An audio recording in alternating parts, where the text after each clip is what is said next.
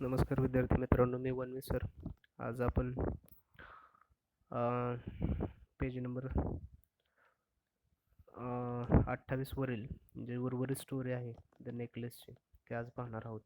First part मी मागच्या आठवड्यामध्ये send केलेला होता. आज हा सेकंड जो पार्ट आहे तो आपण पाहणार आहोत, तो कंप्लीट करणार आहोत. याचं एक्सप्लेनेशन लाईन टू लाईन आपण पाहणार आहोत. चला तर मग डिस्कस करूया. बघा, शेवटच्या पॅसेजमध्ये असं आपण पाहिलं होतं पाठीमागं की ते पार्टीला जातात कपल. पार्टीला गेल्यानंतर तो हार जो आहे तो हार तिथंच पडलेला असतो आणि घरी आल्यानंतर तिच्या अचानक लक्षात येतं की तो हार जो आहे तो हार गायब झालेला आहे आणि ती मोठ्याने ओरडायला सुरुवात करते. तिथून त्या दोघांचे ते हार शोधण्यासाठी धडपड चालू होते. हे आपण फर्स्ट पार्टमध्ये बघितलेलं होतं. आता इथून पुढे काय झालं त्या स्टोरीमध्ये बघूया. द नेकलेस या नावाची स्टोरी, ती अतिशय सुंदर स्टोरी आहे. So let's discuss the second part here. We will see the one by one the lines. Part second. They looked in the fields of her dress. Sorry, they looked in the folds of her dress, in the folds of her cloak, in her pockets, everywhere, but they could not find it. बघा, त्यांनी कुठं कुठं शोधलं ते सांगितलेलं आहे. त्यांनी तिच्या ड्रेसच्या घड्यांमध्ये पाहिले. फोल्ड्स म्हणजे घड्या. ड्रेसच्या घड्यांमध्ये पाहिले. In the folds in her cloak. Cloak म्हणजे तो झगा ज्याला आपण म्हणतो ना, तिच्या वरच्या झग्याच्या घड्यांमध्ये पाहिलं. इन हर पॉकेट्स, तुझ्या झग्याच्या खिशामध्ये जे खिसे होते त्या खिशांमध्ये सुद्धा तो हार शोधायचा प्रयत्न केला. एव्हरीवेअर, सगळीकडे शोधले पण त्यांना तो हार कुठे सापडला नाही. Are you sure you still had it on when you left the hall, he asked. बघा, तिचा लॉयझलचा जो नवरा आहे तो लॉयझलचा नवरा विचारतो की तुला खात्री आहे का, आपण हॉलवरनं ज्यावेळेस निघालो तेव्हा तो तुझ्या गळ्यातच होता का, असं त्याने विचारले. Yes, I touched it in the hall at the ministry. त्याच्यावरती लॉयझल काय म्हणते बघा, हो, मंत्रालयातील हॉलमध्ये असताना मी त्याला स्पर्श करून पाहिलेले होते, त्याला टच केलेलं होतं, असं ते उत्तर देते.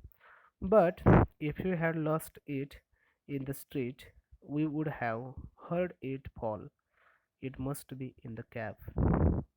बघा, त्याच्यानंतर जर तो रस्त्यावर हरवला असता, हार जर आपला रस्त्यावर पडला असता, रस्त्याच्या मध्ये पडला असता, तर खाली पडताना आपल्याला त्याचा आवाज ऐकू आलेला असता, असं तो म्हणतो.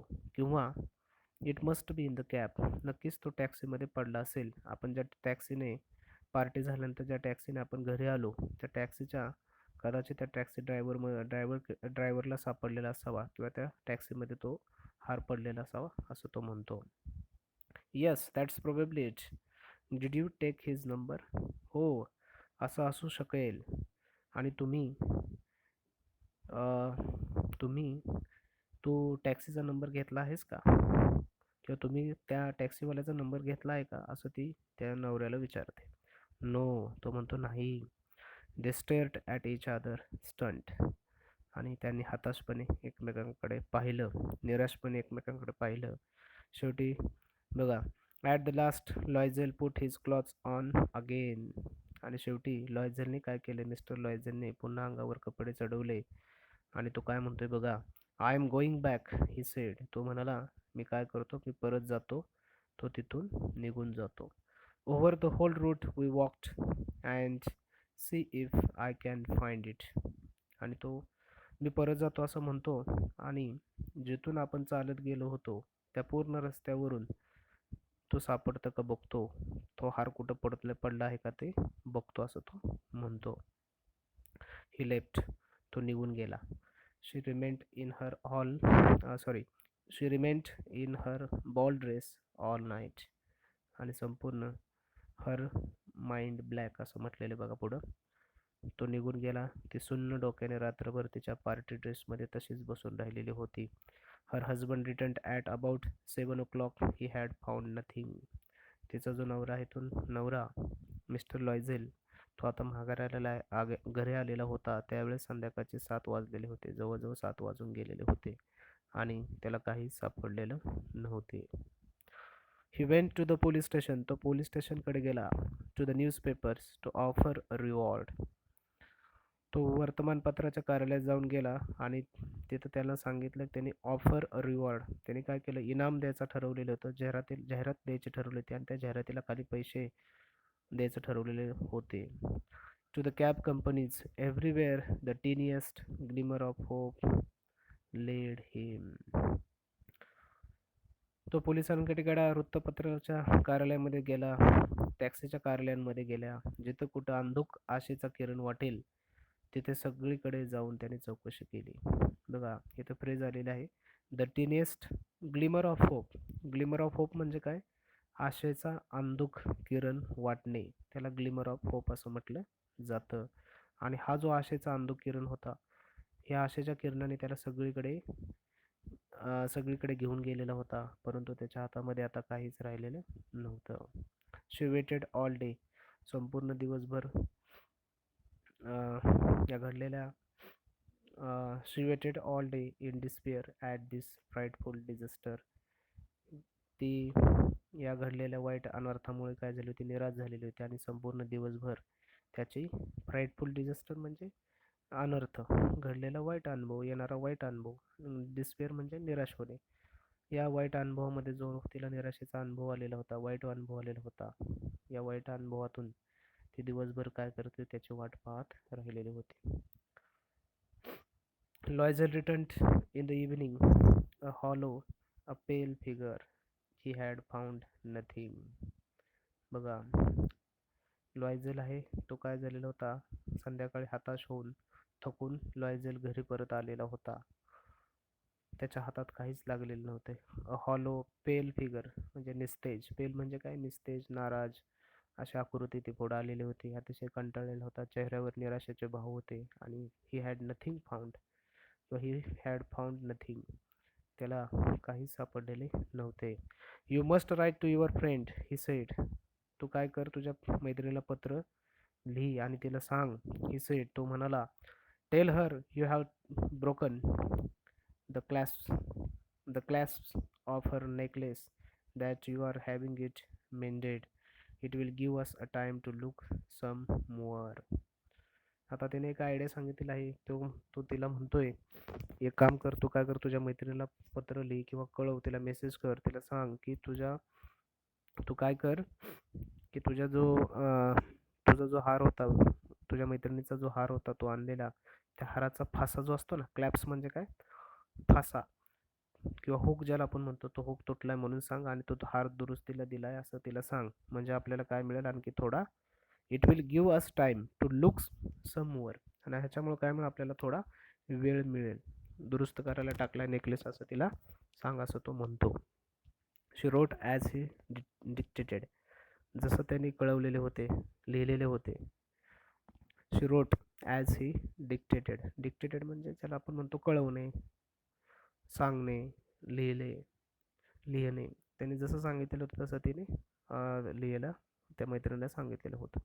At the end of 1 week they had lost all hope, आठवडा संपला तशी त्यांची उरलेली आशा सुद्धा काय झालेली होता, मावळलेली होती, संपलेली होती. And Loisel who suddenly looked aged declared, we must consider how to replace the jewel. एक आठवडा झालेला होता, जवळजवळ एक आठवडा होऊन गेलेला होता, परंतु त्यांना कोणत्याही प्रकारची आशा आता त्या हाराविषयी राहिलेली नव्हती, ते सुरलेली आशा सुद्धा मावळलेली दिसून आलेली होती. आणि एकाकी म्हातारा दिसू लागलेला लॉयझल अचानक तिला म्हणाला, तो म्हणतो, we must consider how to replace the jewel, आता आपण हा दागिना कसा भरून देता येईल याचा विचार केला पाहिजे, आता आपल्याला तो हार काय मिळणार नाही, आपण काय करूया, तो कसा भरून देईल, त्याची रिप्लेसमेंट कशी करता येईल, किंवा आपण कशा प्रकारे तो रिप्लेस करू शकतो याचा विचार आपण केला पाहिजे असं तो म्हणतो. And so they went from jeweller to jeweller looking for a necklace like the other one, consulting their memories both sick with grief and anguish. बघा असं म्हटल्यामुळे मग ते काय झाले, आठवडा संपला, त्यांना आशा मावळाची संपून झाली. लॉयझल म्हणतो, आपण तो हार भरून दिला पाहिजे, त्याचा विचार करू. आणि हे फिक्स झाल्यानंतर ते दोघं काय करतात,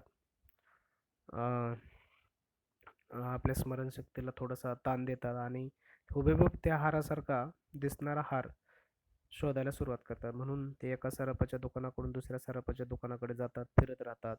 आणि यावेळेस ते दोघे काय झालेले असतात, ग्रीप आणि अँग्विश झालेले असतात. ग्रीप म्हणजे दुःख होणे आणि अँग्विश म्हणजे ज्याला आपण म्हणतो की व्यथित, व्याकुळ होणे. अँग्विश म्हणजे व्याकुळ होणे, त्रस्त होणे, याला अँग्विश असं म्हटलं जातं. आणि जात असताना त्यांच्या चेहऱ्यावर दुःख आणि व्याकुळता जास्त दिसून येत होती. In a shop at the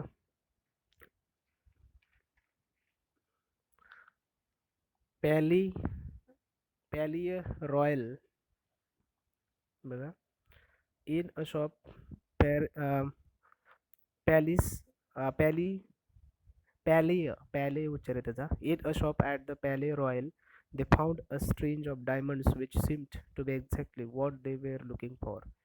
एका दुकानामध्ये ते गेलेले आहेत, किंवा त्या दुकानाचं नाव दिलं पॅली रॉयल असं नाव आहे. इथल्या दुकानात ते शोधत असलेला हुबेहूब तशाच एक हिऱ्यांचा त्यांना हार दिसतो बघा. पॅलियर रॉयल या ठिकाणच्या दुकानात जातात. त्यांना एक डायमंड नेकलेस असलेला एक स्ट्रेंज म्हणजे दोरी ऑफ डायमंड्स, डायमंडची एक दोरी त्यांना दिसून येते. आणि जो हार एक्झॅक्टली जसा होता पहिला तसा तो दिसून त्यांना आला. एक हिऱ्यांचा हार त्यांना दिसतो त्या दुकानामध्ये त्यांच्यासारखाच. त्याची किंमत 40,000 फ्रँक होती बघा. It was worth 40,000 francs. Francs हे त्यांचं नाणं आहे तिकडलं त्या देशाचं. आणि त्याचे जवळजवळ 40,000 फ्रँक्स त्या किंमत होती त्या diamond हाराचे. They could have it for 36,000. आणि तो हार जो आहे तो त्यांना 36,000 रुपयात मिळू शकणार होता. ठीक आहे, इथपर्यंत आलेला आहे. पुढे बघूया काय झालं ते.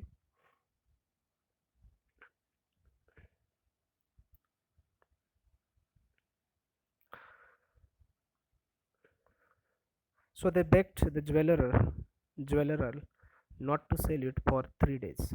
म्हणून त्यांनी काय केलेलं आहे, त्या सराफाला 3 दिवस तो हार कोणालाही विकू नकोस अशी कळकळीची विनंती केली. बेग म्हणजे विनंती करणे. त्याला सांगितलं, बाबा तुम्ही 3 दिवस काय करू नका, तो हार विकू नका, आम्ही हार तो 3 दिवसांनी येऊन घेऊन जाऊ असं ते म्हटले. And they made an arrangement that he would take it back for 34,000 Francis if other necklace was found before the end of February. त्यांनी त्या सराफाला सांगितलं की तुम्ही 3 दिवस तो हार कोणालाही विकू नकोस अशी विनंती केली, कळकळीची विनंती केली. आणि फेब्रुवारी महिन्याच्या शेवटपर्यंत जर मूळचा हार सापडला नाही, पहिला जो हार सापडला नाही, तर हा नवा हार 34,000 फ्रँक्समध्ये तो सराफ परत घेईल असाही त्यांनी करार केला बघा. जर एक त्यांनी करायला अरेंजमेंट केली की ते त्याला सांगितलं बाबा की जर आम्ही हा हार घेतो, नवीन हार विकत घेतो, 36,000मध्ये तो हार घेतो, परंतु जर फेब्रुवारी महिन्यामध्ये जर शेवटच्या आठवड्यापर्यंत आम्ही बोलू आपण वाट बघूया, जर पहिला जुना हार आम्हाला सापडला तर तुम्ही काय करा, हा हार आम्ही जो 36,000ला तुमच्याकडून विकत घेतलेला आहे तो तुम्ही 34,000मध्ये परत घ्या असं त्यांनी त्या सराफाला काय केलेलं होतं, विनंती केलेली होती, किंवा तसा प्रकारचा करार त्यांनी केलेला आपल्याला दिसून येतो. Loisel had 18,000 francs which his father had left him, he would borrow the rest. आता लॉयझलकडे त्याच्या वडिलांनी त्याच्यासाठी ठेवलेले 18,000 फ्रँक होते आणि बाकीचे पैसे तो उसने घेऊ शकला असता. बॉरो म्हणजे उसने घेणे. अँड ही डिड बॉरो, आणि त्यांनी सुद्धा काय केलं, खरोखरच पैसे उसने घेतले.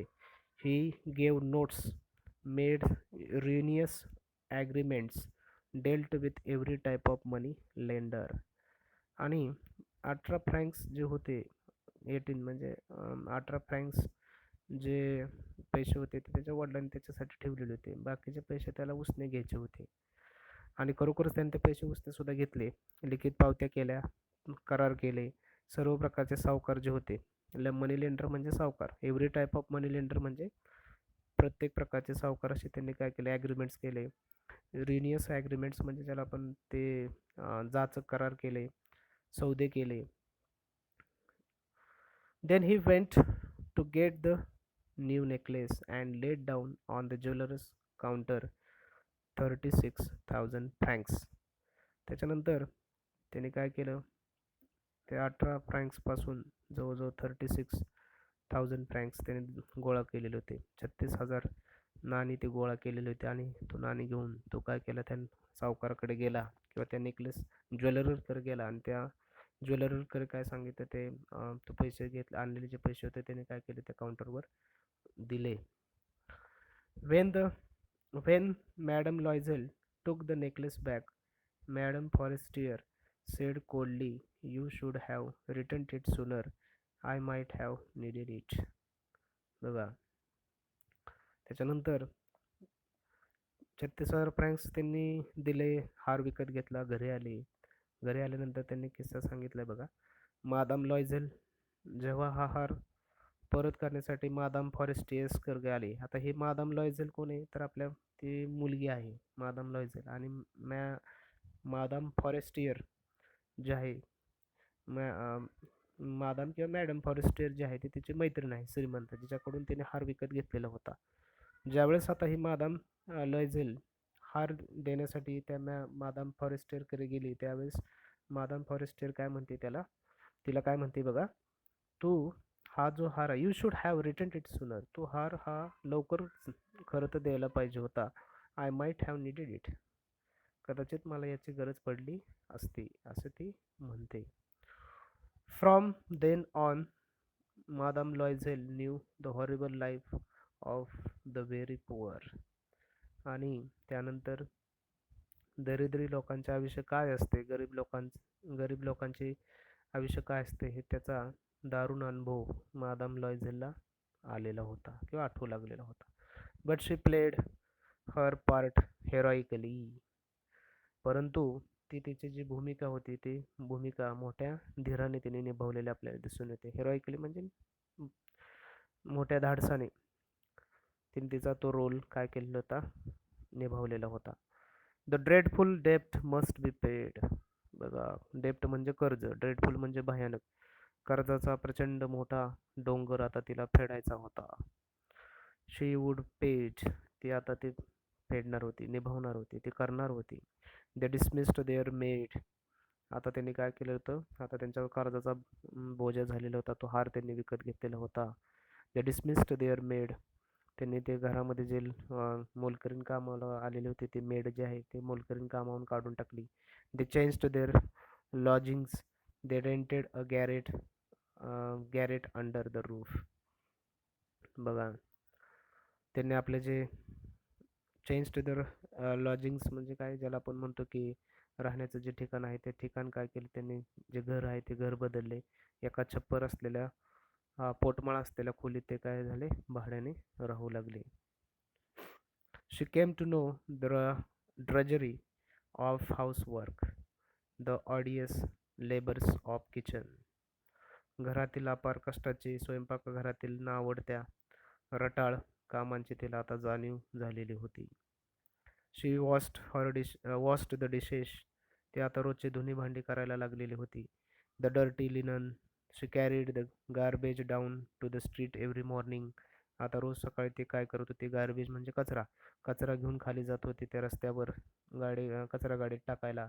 शी कॅरीड अप द वॉटर, ते आता पाणी वाहू लागलेले होते. स्टॉपिंग ॲट इच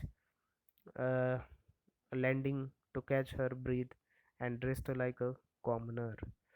आता सकाळी रस्त्यापर्यंत कचरा नेऊन टाकायला लागले होते, पाणी भरून वर जिन्यातनं जाऊ लागलेली होती. प्रत्येक टप्प्यावर तिला दम दम लागत होता, श्वास घेत ते थांबत असायचे. आता तिची राहणी अगदी एखाद्या सामान्य माणसासारखी झाली होती किंवा काय स्त्रीसारखी झालेली होती. एकेका सू या एकेका क्षुल्लक किमतीच्या नाण्यासाठी तिला बाजारात घासाघीस करावी लागत होती, कधी भांडण तर कधी अपमान सहन करावा लागत होता. बघा, she had to bargain at markets, quarrel and face insults over every miserable sou. Sou म्हणजे एका ज्याला आपण म्हणतो की प्रत्येक क्षुल्लक गोष्टीसाठी तिला काय करावं लागत होती, आता तिला स्ट्रगल करावा लागणार होता. बाजारात तिला घासाघीस करावी लागणार होती, कधी भांडण तर कधी अपमान तिला ऐकायला लागत होता. Each month they had to pay some loans, renew others, get more time. दर महिन्याला त्यांना काय करत होता, त्यांना काही कर्ज चुकते करावे लागत होते, तर काही कर्ज जास्त काळासाठी नव्याने सुरू करावे लागत होते. Her husband worked extra every evening doing accounts for a tradesman, and often late into the night he sat copying a manuscript at 5 sous a page. सूज हे नाणं दिसतंय तिथलं बघा, ते सूज हे नाणं आहे. आता तिचा नवरा जो आहे तो जास्तीचे काम करत होता. संध्याकाळी एका व्यापाऱ्याकडे हिशोबाचे काम करण्यासाठी जाय. दिवसभर तो काम करत असायचा. आता एक्स्ट्रा वर्क तो करत होता. जास्त जास्त काम करू लागलेला होता. प्रत्येक संध्याकाळी तो एका ट्रेड्समॅनकडे जात होता, एका व्यापाऱ्याकडे जात होता. त्याच्याकडे संध्याकाळचं तो काम करत असायचा. अकाउंटचे हिशोबाचे कामं करू लागलेला होता. Late in to the night, रात्रभर तो काय काम करत असायचा. सॅट कॉपिंग अ मॅन्युस्क्रिप्ट फॉर 5 सूज अ पेज. काय काम करावं लागत असायचं त्याला. रात्री उशिरापर्यंत जागून तो एका पानाला जवळजवळ 5 सू म्हणजे फ्रेंच नाणे बरं काय. सू म्हणजे कमी किमतीचं फ्रेंच नाणे. ते एका पेजसाठी 5 सूज घेत होता. एका पानाला 5 सू कमी किमतीचं फ्रेंच नाणं या दराने तो एका हस्तलिखिताच्या लिखाणाचे काम करीत मॅन्युस्क्रिप्ट लिहिण्याचे किंवा लिहिण्याचं काम करत होता. And this life tested this life lasted 10 years. At the end of the 10 years, they had paid off everything, even the interest. आणि अशा प्रकारचं रुटीनचं आहे ते जवळजवळ 10 वर्ष त्यांचं चाललं.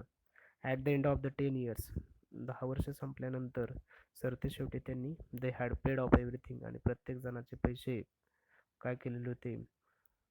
10 वर्षात त्यांनी व्याजासकट सर्व कर्ज काय केले होते प्रत्येकाचे देऊन टाकलेले होते. विथ इंटरेस्ट म्हणजे कर्ज काढलेल्या रकमेचे जे व्याज असतं त्या व्याजाला इंटरेस्ट असं म्हटलं जातं. आणि व्याजासकट रक्कम त्यांनी ते फेडून टाकलेले होते. मादाम लॉयझेल लुक्ड ओल्ड नाव. आता मादाम लॉयझेल आता वयस्कर दिसू लागलेली होती. ऑफन बऱ्याचदा शी ब्रुडेड ओव्हर लास्ट पास्ट. ते अनेकदा भूतकाळ आठवून कुडत बसायचे. ओव्हर द पास्ट बघा, शी ब्रुडेड ओव्हर द पास्ट. ब्रुडेड म्हणजे ज्याला आपण म्हणतो की संकोच करणे किंवा कुडत बसणे, ज्याला आपण म्हणतो ना वाईट विचार करत बसणे, कुडत बसायचं त्याला मराठीमध्ये म्हणतात. तिला तो भूतकाळ आठवला की तिला वाईट वाटायचं, दुःख व्यक्त करत बसायची.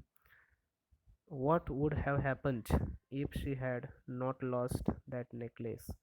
आणि तिला असं वाटायचं प्रत्येक ठिकाणी 10 वर्षानंतर तिला असं वाटायचं की आपण जर तो नेकलेस आपल्याकडून हरवला नसता तर काय झालं असतं, असं सारखा तो विचार करत असायची. How strange life is, how fickle.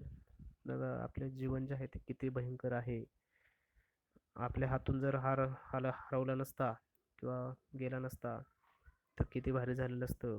आपलं आयुष्य किती सुंदर झालं असतं. आणि आता जर बघितलं तर आपली लाईफ किती विचित्र आहे. हाऊ फिकल म्हणजे क्षणभंगूर. How strange life is and how fickle. आयुष्य किती विचित्र आहे, किती क्षणभंगूर आहे असं ती म्हणत असायची. How little is needed for one to be ruined or saved. एखादी छोटीशी गोष्ट सुद्धा कशी जीवनाच्या अधोगतीचे किंवा उन्नतीचे कारण बनू शकते. बघा किती सुंदर वाक्य आहे. How little needed for one to be ruined or to be saved. Ruin म्हणजे काय, रुइन RUINED. रुइंड म्हणजे नाश होणे आणि सेव्ह म्हणजे वाचणे. एखादी छोटी गोष्ट सुद्धा काय करू शकते, आपल्या आयुष्याला अधोगती लागू शकते, आपल्या आयुष्यात रसातळाला पोचवू शकते.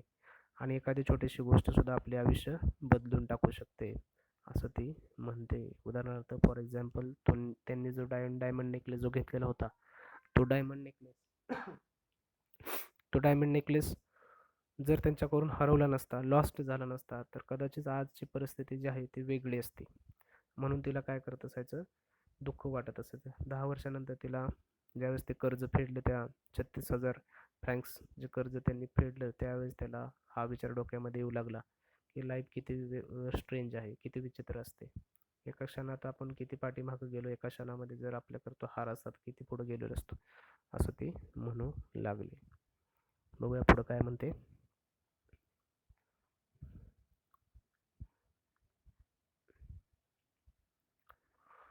One Sunday, as She was walking in the Champs Elysees. Suddenly, she saw Madame Forestier, still young, still beautiful, still charming.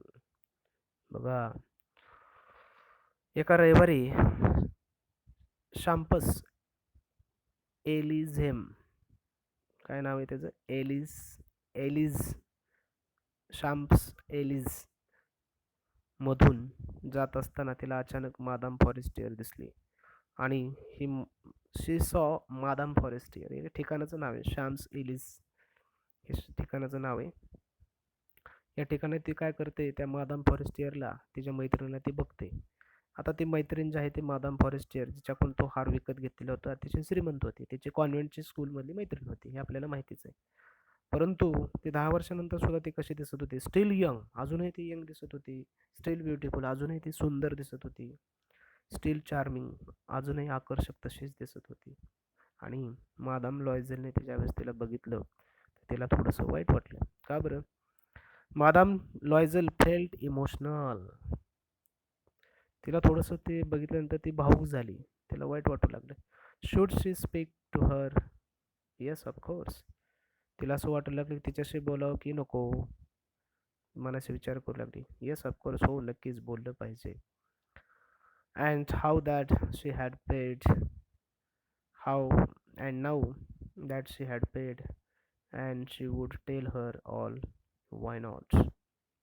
आता तिच्या मनाशी, आता तिने काय केलेलं होतं, शी हॅड पेड, तिने त्या मैत्रिणीचे पैसे, तिचं पैसे जे आहेत ते पैसे, कर्ज फेडलेलं होतं, तो तिचा फॉरेस्टचा नेकलेस दिलेला होता.